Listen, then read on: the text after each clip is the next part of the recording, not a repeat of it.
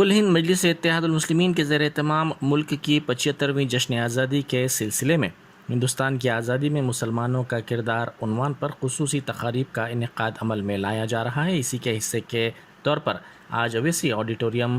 Sports centre کنچن باغ میں قومی seminar منعقد کیا گیا۔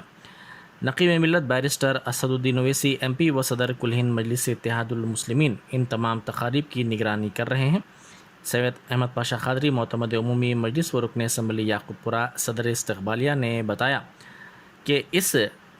قومی سطح کے علمی و تحقیقی سیمینار میں مختلف اہم شخصیات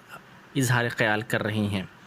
ان میں مختلف یونیورسٹیوں کے ماہرین، محققین، ممتاز ریسرچ اسکالرز جدوجہد آزادی میں مسلمانوں کی خدمات پر اپنا ریسرچ ورک پیش کر رہے ہیں۔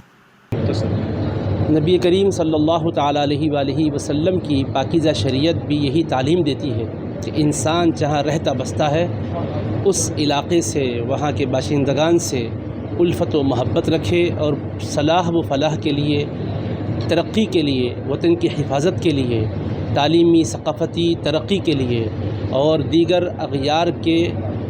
وطن پر حملوں سے اپنے وطن کی حفاظت کے لیے اپنی ہر طرح کی قربانی دینے سے دریغ نہ کرے اور ہندوستان کو آزاد کرنے میں، ہندوستان کو آزادی دلانے میں دیگر ابنائے وطن کے ساتھ مسلمانوں کا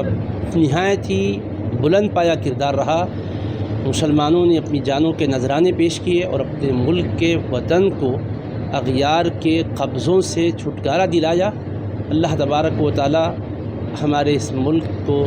محفوظ رکھے اور اس کی سلامتی کو ہر طرح کے خطروں سے سلامتی اور عافیت میں رکھے۔